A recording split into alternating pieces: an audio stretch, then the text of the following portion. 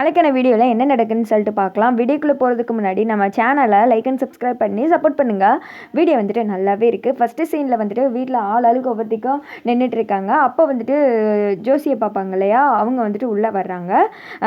ஜோசியரை பார்த்ததுமே சந்திரா வந்துட்டு கேட்குறாங்க, வாங்கய்யா சாமுண்டீஸ்வரி அம்மா இருக்காங்களா அப்படின்னு கேட்க, அக்காவா, அக்கா எதுக்கு உங்களை வர சொன்னா அப்படின்னு சொல்ல, தெரியல அம்மா தான் வர சொன்னாங்க அப்படின்னு சொன்னது. சரி சரி வாங்க உள்ளே வந்து உட்காருங்க அப்படின்னு சொல்லிட்டு உட்கார வைக்கிறாங்க.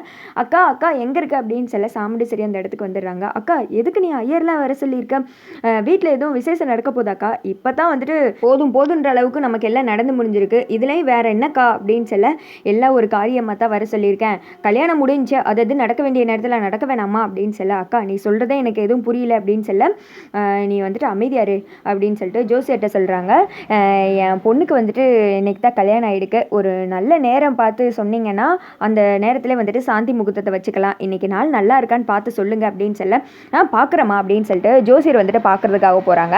உடனே வந்துட்டு சந்திரா சொல்கிறாங்க, அக்கா ஏன்க்கா நீ யோசித்தே முடிவெடுக்க மாட்டியாக்கா, ஆல்ரெடி ரேவதிக்கு இந்த கல்யாணத்தில் இஷ்டம் இல்லைன்னு சொல்லி கோபத்தில் இருக்கா, நீ பாட்டுக்கு மேலும் மேலும் அவளை வெறுப்பேற்றிட்டே இருக்க, இப்போ தனக்கா இவ்வளோ பிரச்சனையை தாண்டி கல்யாணம் நடந்திருக்கு, ஏன் இந்த விஷயம் எல்லாம் கொஞ்ச நாள் கழிச்சு நடக்கல, கொஞ்சம் ஆறி போடுக்கா, அப்போ தனக்கு பிரச்சனை எல்லாம் சரியாகும், ரேவதியோட மனநிலைமை பற்றி யோசித்து பார்த்தையா, அவள் எவ்வளோ கஷ்டப்படுவா, கல்யாணம் ஏற்பாடு பண்ணது இன்னொருத்த கூட, தாலி கட்டினது வேற ஒருத்தன், ஆல்ரெடி இதில் அவன் மன உளைச்சல் இருப்பா, நீ பாட்டுக்கு இதெல்லாம் ஏற்பாடு பண்ணிட்டு இருக்க, அவளுக்கு தெரிஞ்சா டென்ஷன் ஆக போற அப்படின்னு சொல்ல, இங்கே பாரு சந்திரா, ரேவதி என்னோட பொண்ணு, என் பொண்ணுக்கு எது நல்லதோ அதை மட்டும் தான் இந்த அம்மா பண்ணுவேன், என்றைக்குமே என் பொண்ணுக்கு நான் கெட்டது நினைக்க மாட்டேன், அது காலத்தில் நடக்க வேண்டியது நடக்கணும், நீ ஒரு நிமிஷம் அமைதியாரு, ஜோசியர் பார்த்துட்டு நேராக சொல்லிட்டு போயிட்டோம், அதுக்கடுத்து நம்ம எதனாலும் பேசிக்கலாம் அப்படின்னு சொல்ல, அவர் வந்துட்டு இன்னைக்கு நாள் அமோகமாக இருக்குது, இன்றைக்கே எல்லாத்தையும் பண்ணிடலாமா அப்படின்னு சொல்லிட்டு ஒரு நேரமெல்லாம் குறித்து கொடுத்துட்டு அங்கேருந்து வந்துட்டு கிளம்பிடுறாங்க. அக்கா நான் மறுபடியும் சொல்கிறேன், இது வேணாங்க்கா, சொன்னால் புரிஞ்சுக்கோக்கா, எனக்கு என்னமோ இவனோட பிளான் தான் தோணுது, முதல்ல இவன் மேலே தப்பு இல்லை நிரூபிக்கட்டும், அதுக்கடுத்து எல்லாத்தையும் பார்த்துக்கலாம் அப்படின்னு சொல்ல,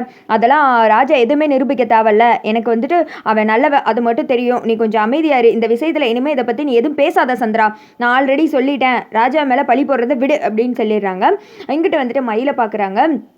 மாப்பிள்ள இந்தாங்க காசு, இந்த ஏற்பாடெல்லாம் நீங்களாம் பார்த்துக்கணும் சரியா அப்படின்னு சொல்ல, அத்தை அதெல்லாம் ஜமாயிச்சிடுறேன் பாருங்க, என்கிட்ட பொறுப்பு கொடுத்துட்டீங்கல்ல, சும்மா இருப்பனா, ஜாமுன்னு பண்ணிடலாம் அப்படின்னு சொல்லிட்டு மயில் சொல்ல, இங்கிட்ட கார்த்திகா ஒரு மாறி வேறு இருக்குது. கார்த்திக் சொல்கிறாங்க, மேடம் எனக்கு இப்போதைக்கு இதெல்லாம் வேணான்னு தோணுது, இந்த பிரச்சனையெல்லாம் சரியாகட்டும், அதுக்கடுத்து பார்க்கலாம், எனக்கு என்னமோ இது சரியாக வரும்னு தோணலை அப்படின்னு சொல்ல, ராஜா நீங்கள் எதுவுமே நினைக்க வேணாம், நீங்கள் கொஞ்சம் அமைதியாக இருங்க, நான் உங்கள் ரெண்டு பேத்துக்கு எதுவும் நல்லதோ அதை தான் பண்ணுவேன் ப்ளீஸ் அப்படின்னு சொல்லிடுறாங்க. கார்த்திக் வந்துட்டு அமைதியாக இருந்துடுறாங்க. சே அக்கா நீ என்னமோ ஒன்று பண்ணு, நான் சொல்கிறது ஆக மொத்தத்தில் நீ கேட்க போகிறது இல்லை என்ன அப்படின்னு சொல்லிட்டு சந்திரா சொல்கிறாங்க. விறுவிறுன்னு சாமுண்டீஸ்வரி அவங்க அங்கேருந்து கிளம்பிடுறாங்க.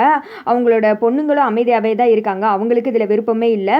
சந்திரா சொல்கிறாங்க, இப்படியே விட்டானா அவனை தான், இவன் வந்துட்டு நம்மளை பற்றின எல்லா உண்மை வீட்டில் தெரிய வச்சிருவான், தலைக்கு மேலே ஏறி உட்காந்துருவா, இதை எப்படி விடக்கூடாது அப்படின்னு சொல்லிட்டு ரேவதி ரூமுக்கு போகிறாங்க. பார்த்தா ரேவதி வந்துட்டு அப்படியே அப்செட்டாக உட்காந்துட்டு இருக்காங்க. கூட கொஞ்சம் இவளை ஏற்றி விட வேண்டியதான் அப்படின்னு சொல்லிட்டு கார்த்திக்கும் ரேவதிக்கும் முதலிரவு ஏற்பாடு பண்ணியிருக்காங்கல்ல, அதை வந்துட்டு சொல்கிறாங்க. அதை கேட்டதும் கூட கொஞ்சம் ரேவதி கத்த ஆரம்பிச்சிடுறாங்க. ஏன் தான் இந்த அம்மா இப்படி பண்ணுறாங்களோ தெரியல, அவன் வரட்டும் நான் அப்புறம் பார்த்துக்கிறேன் அப்படின்னு சொல்லிட்டு ரேவதி டென்ஷனில் இருக்கா.